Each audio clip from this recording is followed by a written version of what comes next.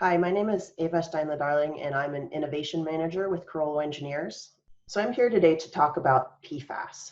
You may have heard of it called that way. What it stands for, it's four letters, PFAS, or per and polyfluoroalkyl substances. You might say, oh my gosh, what is that? It's a group of chemicals that have recently been making waves in the water sector. Even Trevor Noah did a piece a few weeks back. So that means it's really hitting the mainstream. So what are these chemicals?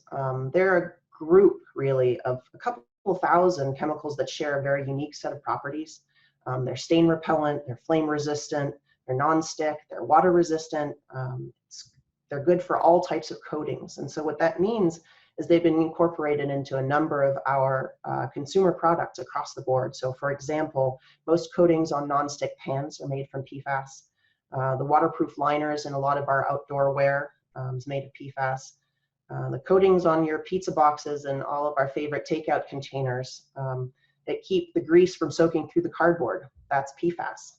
And so what that means is actually every human being, including you and me, has low-level PFAS concentrations in our blood. And that's, a little cause for concern. We've been thinking about that.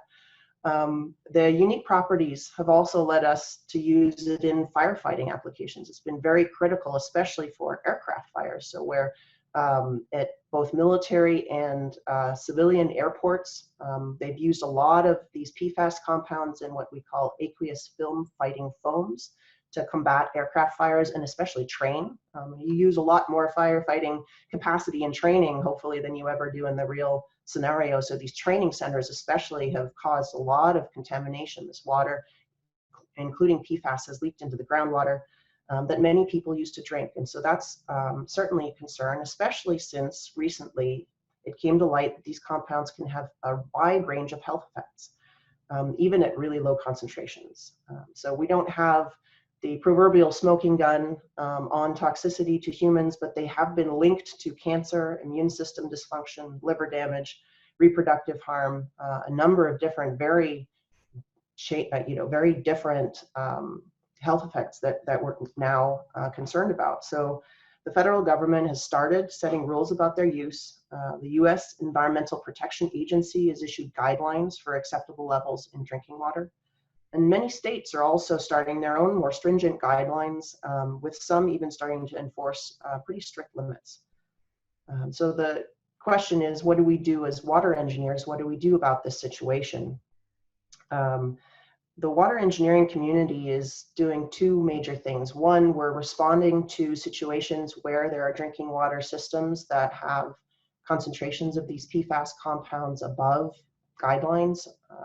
And so we're helping those municipalities deal with their situations, putting in engineering treatment solutions to remove the PFAS from water, which is actually a really tough challenge, and kind of on an ongoing basis, helping those communities with their current treatment challenges.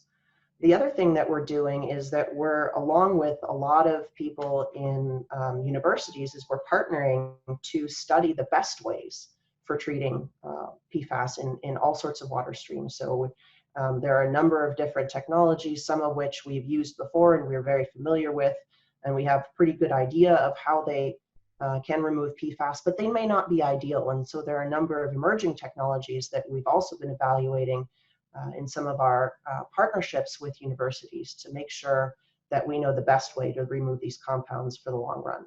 One of the best things that you can do to help us in this situation is to really limit your use of these consumer products that contain PFAS compounds. And it's really hard to tell sometimes because, especially now, the manufacturers aren't really advertising their content. But for example, limiting your use of takeout containers, disposable dishware, especially, unfortunately, the ones labeled compostable, those are typically cardboard and coated in PFAS.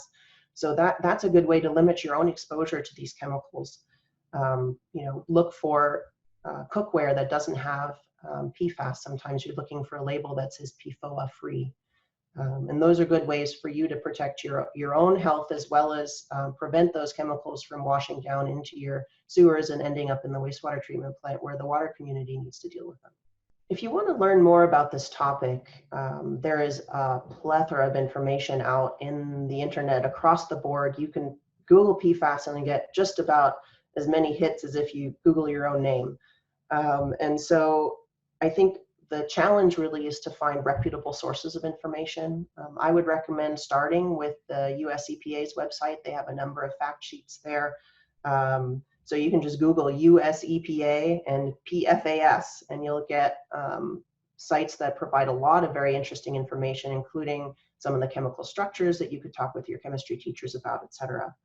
And some of the things that I think are most important when you're out there researching about PFAS is to always know what the source of your information is. Sometimes it's really hard to tell on the internet what the source of information is, and you want to make sure that you're getting information from a reputable source. So know what your source is, and also always, no matter what, read with a critical eye and ask yourself, does this make sense? Because sometimes there's a lot of misinformation out there as well, and so it's important to make sure that you're getting the right information and you can trust the sources that you're looking at.